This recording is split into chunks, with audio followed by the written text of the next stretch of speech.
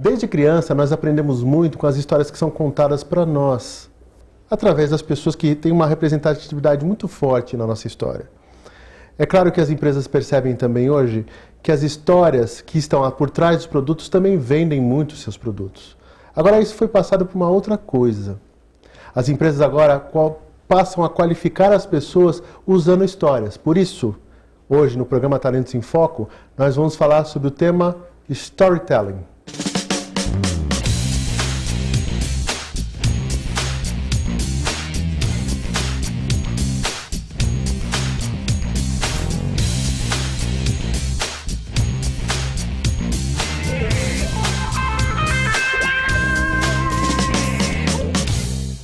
Olá, estamos de volta a mais um programa Talentos em Foco e hoje nós vamos falar sobre um tema muito interessante.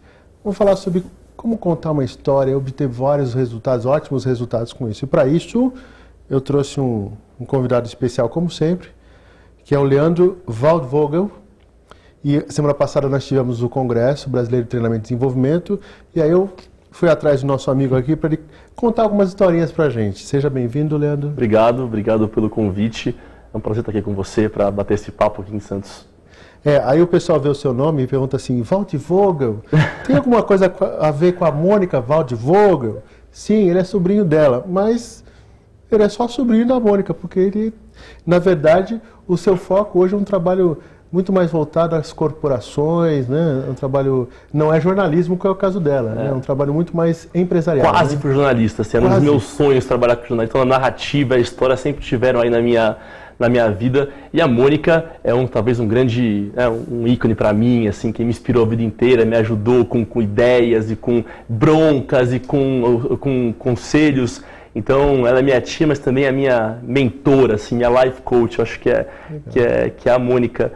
Mas é isso, aí eu acabei não indo para o jornalismo, mas trabalho com narrativas até hoje. E você, pelo que eu sei, você conta história desde moleque, né? Desde novinho conta história. Desde sempre contei história, sempre gostei de contar casos, não sei o quê, e relatar as coisas, sempre foi uma coisa que eu gostei muito. Aí isso acabou virou uma coisa mais profissional, de jeito meio atrapalhado, porque eu trabalhava para a Disney lá nos Estados Unidos, e aí sempre meio metidinho, assim, querendo fazer tudo, e estava numa reunião e tive uma ideia ali, para uma coisa pequena em um dos parques, tive uma ideia e o meu chefe na época gostou da ideia e falou, Leandro, prepara uma apresentação sobre isso, vamos falar sobre essa história, porque eu acho que isso pode dar alguma coisa interessante.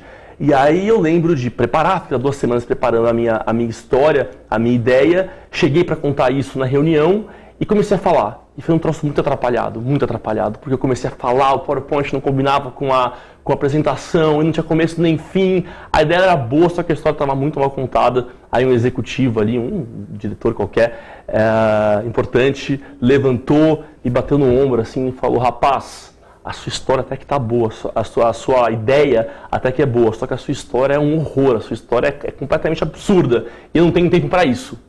E saiu da sala. Ai, que coisa maravilhosa. Que bacana. E aí na minha 3ª semana de trabalho lá na Disney, eu falei, nossa, acabei de entrar aqui, vou ser demitido, voltar pro Brasil, agora. E no dia seguinte estou na minha mesa, toco o telefone, e aí eu vejo lá, aparece no visor do telefone o nome desse executivo, e falo, chegou a demissão a jato, né? Tem o telefone da secretária dele, que me fala o seguinte, olha, tem aqui, o fulano sugeriu que você passe a dar aula, a treinar as pessoas aqui na empresa sobre técnicas de apresentação. Aí eu falei, o quê? Não, você está enganada. É para eu, na verdade, fazer aula. Ela falou, não, é realmente para você ter aulas, dar aulas. Aí eu falei, gente, mas eu acabei de ir muito mal. Bom, sei que acabei indo lá, me preparei, comecei a dar aula disso. E depois de muito tempo encontrei esse sujeito e me explicou, falou, melhor forma de você aprender alguma coisa é ensinar isso. E aí o storytelling, no fundo, entrou na minha vida desde sempre, tudo que eu fiz, assim. Eu depois trabalhei para a Disney um bom tempo, bastante tempo lá nos Estados Unidos, aí cansei um pouco disso, fui para o Itamaraty, virei diplomata, fiz o Rio Branco, e storytelling me acompanhou, assim, eu era negociador, negociava vários assuntos importantes para o Itamaraty, e sempre contar a história direito, sempre montar uma boa história, foi uma coisa que me ajudou, foi fundamental para esse trabalho. Aí também eu canso das coisas, aí também cansei de Itamaraty, morava em Londres, estava meio, não, chega dessa vida de diplomata, vou voltar para o Brasil, e hoje estou aqui feliz, tenho 2 consultorias, cada uma em uma área, e estou feliz aqui de volta no Brasil. Mas sempre, desde então, desse começo atrapalhado, que eu me preocupo com isso e as histórias me acompanham e são uma ferramenta, acho talvez a mais importante do meu trabalho hoje. Deixa então só, pessoal, presta atenção no que ele falou.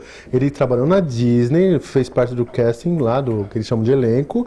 Ele foi diplomata do Itamaraty, trabalhou com agências de publicidade também nesse sentido.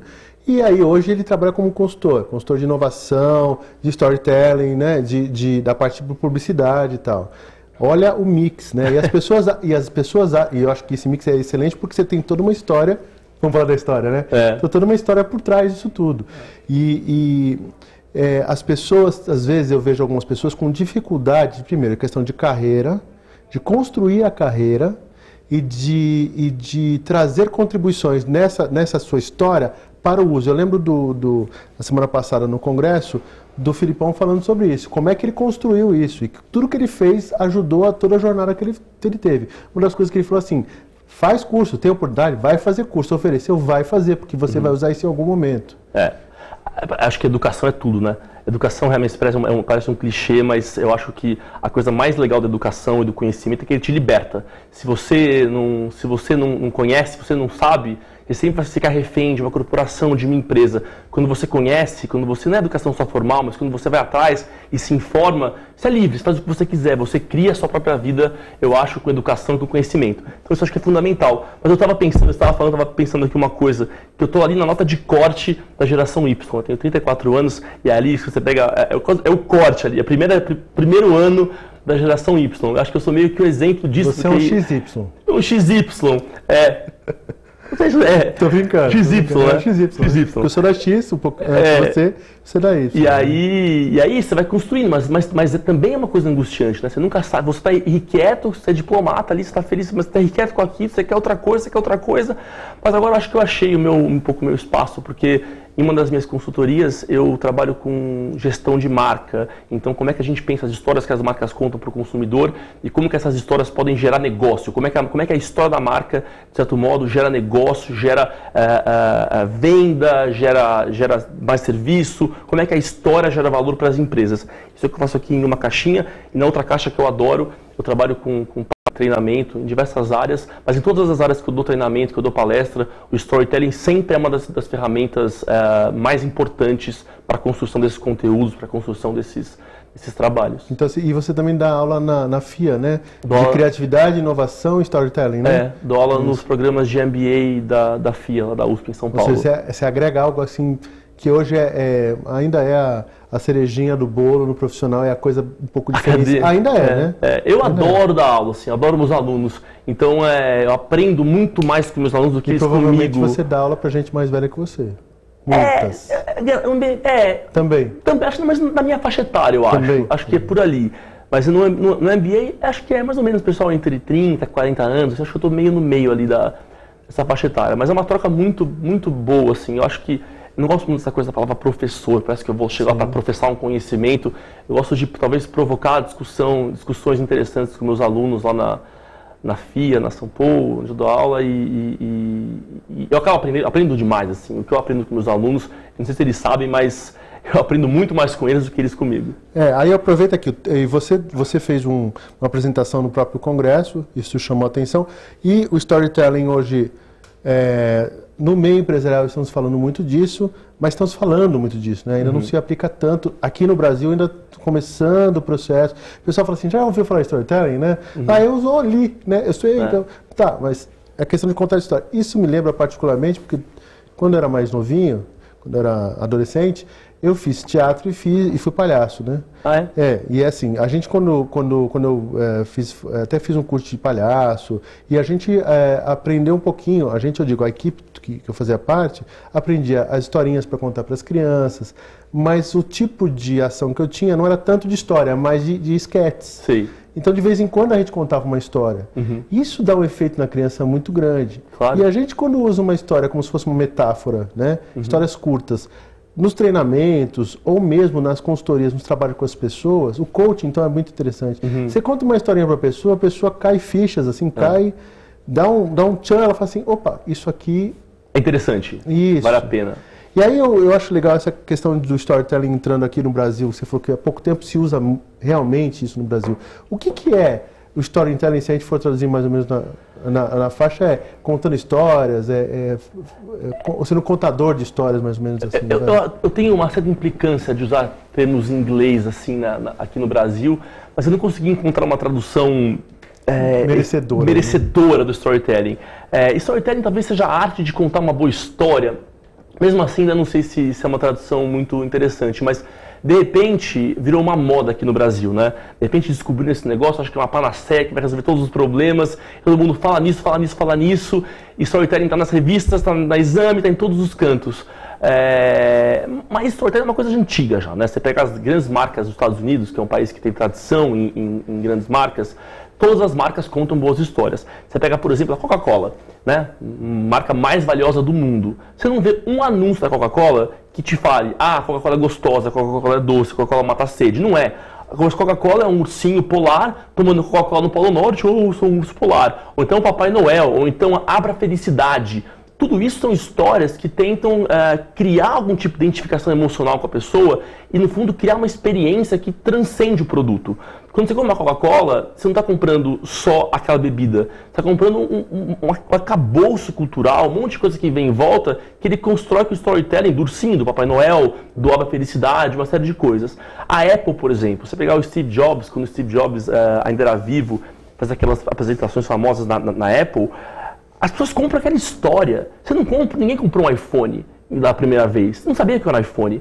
Agora, a história que o Steve Jobs contou é tão incrível, é tão sedutora, que você quer um iPhone naquele momento. Você não pode mais esperar um minuto para você contar um iPhone. Você sai correndo para ser o primeiro. Para ser o primeiro. E para mostrar para todo mundo. E você nunca nem pegou na mão um iPhone. Você nunca nem pegou na mão um iPad. Só que a história é tão sedutora, a história é tão poderosa, que você não se aguenta e vai comprar esse produto. Então, o que eu acho que é interessante, e é isso que de fato faz a diferença, é que ninguém compra um produto novo. Ninguém compra. Você não compra um novo produto. O produto você não conhece ainda. O produto você vai comprar um iPhone, um iPad, você não compra esse produto. O que você compra é a história que te contaram sobre esse produto. Aí depois se ele é bom, se ele não é bom, você vai ver, você vai experimentar, tem uma outra questão. Mas você compra a história. Isso é assim também com liderança. Um líder, ele não impõe a mudança dele. Um líder, não é ele que faz a mudança, que faz a gestão. Não é. O líder conta a história. Essa história, se ela te inspirar, se ela te mover, se você achar que a história faz sentido, aderir a essa história aí com a história, ele é um bom líder. Você pega de novo o Steve Jobs aqui, para usar o mesmo exemplo. O cara era um canalha. O cara era difícil pra caramba, humilhava as pessoas, fazia o povo chorar. Quem viu o filme agora, esse filme que acabou de lançar do Steve Jobs, via o canalha que o sujeito era. Mas as histórias que ele contava eram tão poderosas, ele quase como um evangelista daquilo que ele acreditava, que as pessoas falavam, não importa, eu quero seguir isso, eu quero seguir esse sujeito, eu quero ir atrás dele. Porque ele tem visão, porque a história que ele traz é interessante pra mim. Exatamente. É isso aí. Exatamente. Eu tenho uma pessoa que trabalha comigo há muitos anos, e eu sempre olhei assim e falei, cara, esse sujeito é muito inteligente. Não teve oportunidade, não teve nada, só que ele é muito inteligente. E não adianta falar para ele, não, vai estudar, mas eu tentei inspirá-lo de alguma maneira e mostrar para ele, sabe, com as minhas histórias, como é bom você se qualificar, como é bom você estudar. E hoje ele é um profissional super bem sucedido, que acabou de ir embora do Brasil agora, contratado, porque, no fundo, é isso, né? A sua história inspira a pessoa, cria algum tipo de identificação e a pessoa segue a história. Não há mudança e não há até competição no mercado contemporâneo se você não contar boas histórias que tenham uma adesão ao consumidor, ao seu funcionário, ao seu colaborador, quem quer que seja. Beleza, muito bom. Bom, a gente vai ter que dar uma paradinha agora, porque o tempo realmente voa, eu te falei isso. Pessoal, a gente vai ao intervalinho e a gente volta logo, em seguida.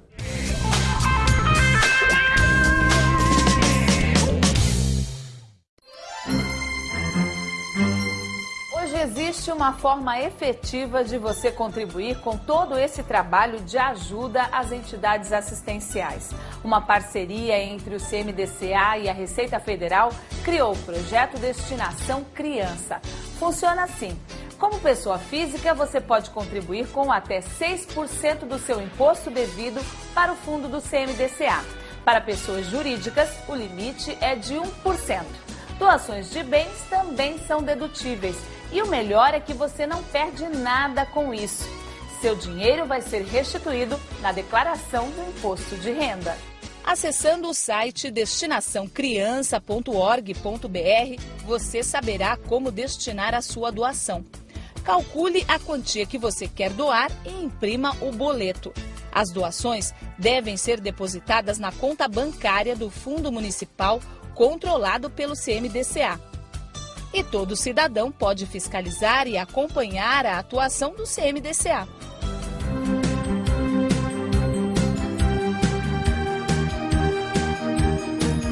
CMDCA, Conselho Municipal dos Direitos da Criança e do Adolescente.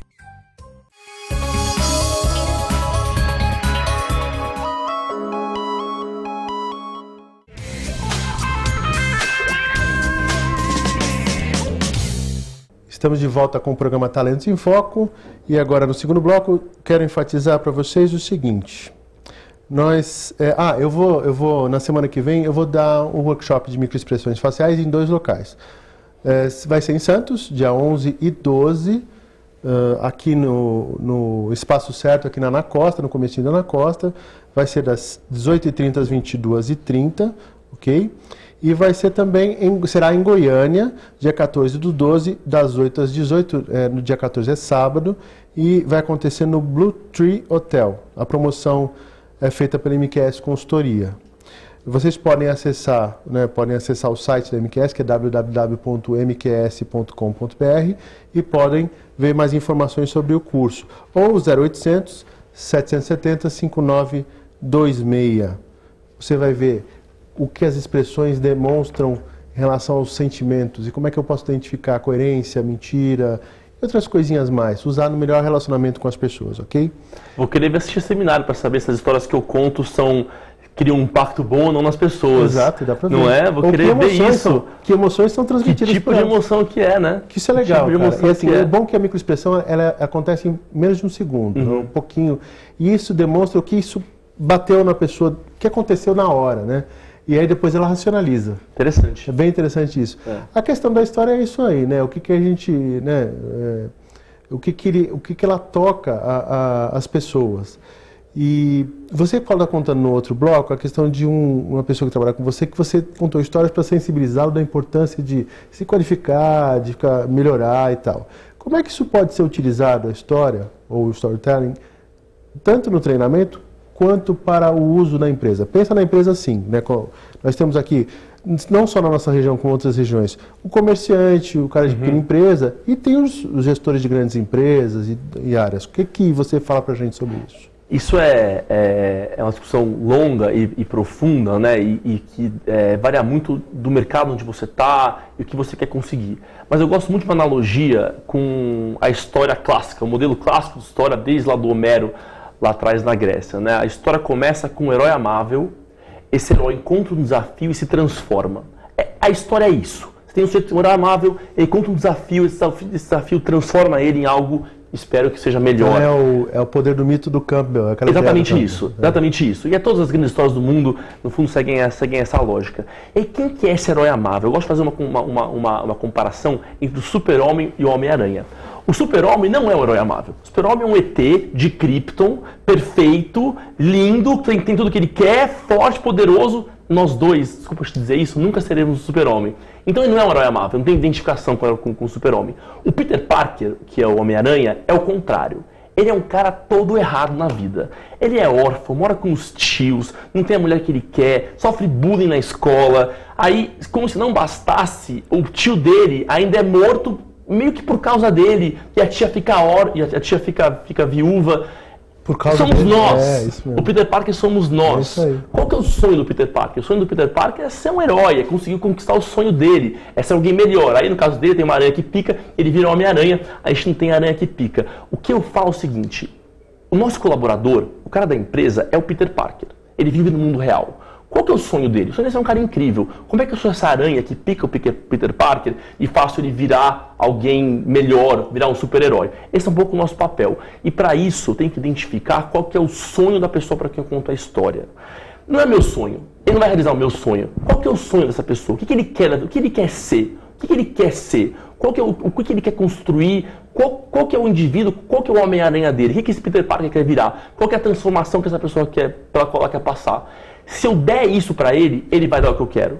Então, o meu colaborador, meu cliente interno, o Walt Disney falava muito isso. Dê para ele, faça que ele seja o que ele quer, o que ele deseja ser. Faça que ele seja, realize o sonho dele, que ele vai realizar os sonhos do meu consumidor, de quem vem no meu parque. Então eu preciso encontrar qual que é a história que de fato dá poder, empodera esse meu colaborador. Quando eu faço isso, sem dúvida alguma, lá na ponta, ele também vai me trazer mais resultado. Não adianta eu querer convencer o sujeito, não, eu tenho a minha empresa aqui, eu tenho meu comércio, você tem que vender bem porque você vai me dar dinheiro, você vai melhorar a minha empresa. Isso tem que ser a consequência. A consequência de eu contar uma história que realiza o sonho dele. Então, os treinamentos que a gente faz hoje em dia, eu acho que eles pecam muito pelo foco só na empresa. O foco do treinamento tem que ser o colaborador, quem está lá participando. Quando o foco é no sonho dele, não no sonho da empresa, ele vai realizar o sonho da empresa. Para que a empresa continue a realizar o sonho dele. O foco é só técnico, né? Não adianta ser só técnico, não adianta. Se você não estimular ele a mobilizar essa técnica. Eu estava fazendo um trabalho agora para uma grande empresa brasileira que ia dar um treinamento técnico árduo, longo, de um ano inteiro para centenas de colaboradores. Muito difícil. O que eu fiz, eu não entrei nada na parte técnica. O que nós descobrimos é o que esse conhecimento técnico vai agregar para o colaborador. O que o colaborador vai ganhar com isso. E aí, mostrando isso para ele e mostrando quanto esse treinamento agrega, contando essa história para ele, nós tivemos uma adesão incrível a esse programa e todo mundo saiu de lá feliz e contente, não achando que está realizando o sonho do grande empresário, mas realizando o próprio sonho. Isso é muito interessante. Tem mais uma coisa também que eu acho, isso do ponto de vista interno. Do ponto de vista externo, essas histórias também realizam sonhos. E quando elas realizam sonhos, e aqui, só um parênteses, não é o sonho do ponto de vista, genérico, não. É o sonho que gira negócio.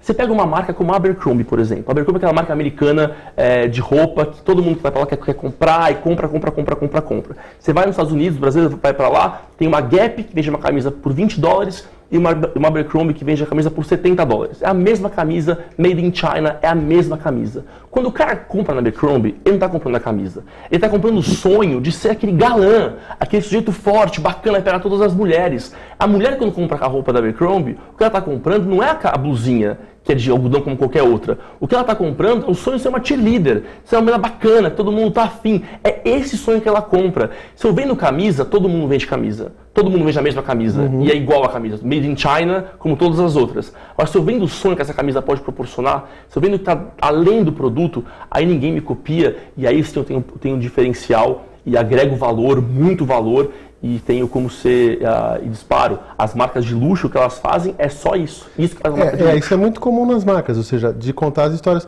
Se chamava antigamente de conceito, que vem atrás da marca, e aí isso caiu, porque conceito é uma coisa muito limitada, e virou qual a história que você conta atrás disso. Na Disney, ou que você está falando, você tem algum exemplozinho pra gente de algum momento que você vivenciou, pode ser na Disney mesmo, ou que você ajudou numa empresa, de alguma história que foi contada pro pessoal, nesse sentido? Acho que há muitas, né? Acho que há muitas histórias e acho que todos os trabalhos, no fundo, que a gente faz é contar uma história. Mas tem um produto, por exemplo, que é um absorvente higiênico de uma grande empresa americana que atua aqui no Brasil para mulheres. E você imagina que esse produto realizava dois sonhos diferentes e duas histórias diferentes. Para a mulher, ele eliminava a escolha que ela tem que fazer entre dois tipos, que não é caso agora, de absorvente. Em uns dois, em vez de ela ter que escolher entre dois produtos, ela tem um só que resolve os dois problemas dela. E eu não imaginava isso, mas para as mulheres isso é um sonho, uma coisa, um negócio incrível. Pro varejista, esse produto agrega um valor e traz consumidores para a gôndola, que compram mais, consumidoras para a gôndola, compram mais produto, que é o sonho dele, de vender mais com mais valor agregado. Então você pensa em duas histórias diferentes que agregam valor para dois sujeitos diferentes. Certo. Mas a história, ela é uma coisa, ela é dinâmica, né? Você, por exemplo, você vai num parque da Disney, para usar aqui um exemplo bem avançado de história. O sujeito vai lá para vivenciar uma história o dia inteiro. Ele vivencia a história do parque, vivencia a história de entrar, de viver, experienciado. Tudo ali é uma história. No final do dia, ele tem o ápice da história, que é o momento mais incrível, dos fogos de artifício. Então tudo isso, no fundo, funciona, é um cenário para você contar uma história. quando você consome alguma coisa numa loja mais sofisticada, também está com a Osklen. Não sei se você conhece a Osklen. Osklen é uma marca brasileira de moda jovem, e o que ela vende é uma essência do Rio de Janeiro. Ela vende um Rio de Janeiro idealizado, uma Ipanema bacana. Quando você vai na Osklen comprar uma camiseta, você paga R$150 numa camiseta de algodão, não é porque a camiseta te protege melhor, mas é que vem o conceito por trás disso. Havaianas é a mesma coisa. Tem uma história engraçada que aconteceu comigo em Nova York há um tempo atrás também. O que a pessoa compra é a história do produto. Então, esses exemplos são... A mesma coisa quando você fala da história de estar na empresa, né? Eu me lembro do filme, um exemplo aí, do filme de Estagiários, que conta a história dos dois quarentões que são mandados embora e vão para a Google. Um amigo fala assim, vamos trabalhar na Google. E a história, e a Google não pagou um tostão para fazer esse filme, mas divulgou a Google Aversa nesse filme. E é uma comédia, mas é muito interessante o que no processo seletivo dos estagiários, o que eles vendem de imagem para esses estagiários da história da empresa. O que você vem fazer aqui? Na verdade é assim, o que a gente vende, o que você traz de agrega valor à empresa, porque a empresa tem tais ideias, ele não fala de objetivos, a empresa existe assim, mais ou menos com a ideia da missão, da visão, mas é uma coisa mais eu não vou chamar de complexa, mas é um pouco mais completa, porque a missão em si é um pedaço. Quando você fala da história, você constrói todo um cenário, um entendimento para que a pessoa se sinta parte daquilo. Claro. E aí você bate isso com os valores pessoais, aquela coisa toda, né? E acho que quando você foi lá na Disney, a questão de fazer parte do elenco, você só vai fazer parte do elenco se alguma coisa em você bate lá e se eles também acham que você agrega alguma coisa àquele contexto, daquela história que eles têm, não é isso? Claro. Mas você falou uma coisa que eu achei muito interessante, você falou do Google, né? Eu acho que o Google talvez seja um dos exemplos mais incríveis de contar a história para o colaborador. Esses dias, umas 2 semanas atrás, eu fui aqui na sede do Google em São Paulo, uma amiga minha é diretora lá de comunicação do Google, e eu fui com ela na sede do Google. E é incrível, porque aquelas pessoas que trabalham lá com uma paixão tão grande, eles são tão apaixonados por aquilo, têm tanto orgulho de falar que trabalham no Google. Não trabalho aqui na empresa XYZ que me paga milhões de reais, não, eu trabalho para o Google.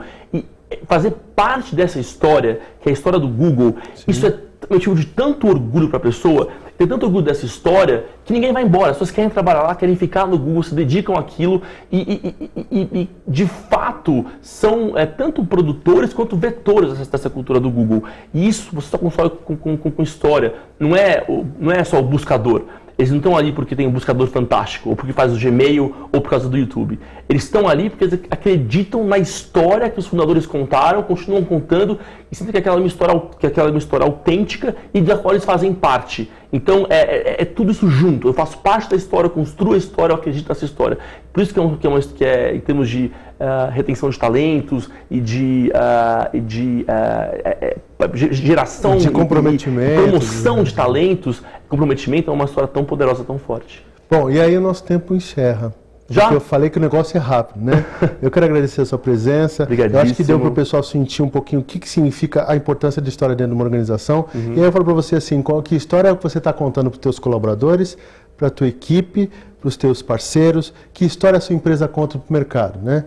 Valeu. Obrigado. Assim, eu realizo ao longo do ano vários workshops sobre esses assuntos, tanto dentro de empresa quanto abertos. E mesmo assim, às vezes, bater papo, eu sempre acho interessante ouvir as histórias que as pessoas têm para contar, sempre agrega. Então, se alguém manda pra gente, foi divulgado os seus contatos pra gente e a gente vai também divulgar lá no nosso Face, ok? Obrigadíssimo. Beleza? Obrigado. Obrigado pela sua audiência e até a semana que vem. Um abraço.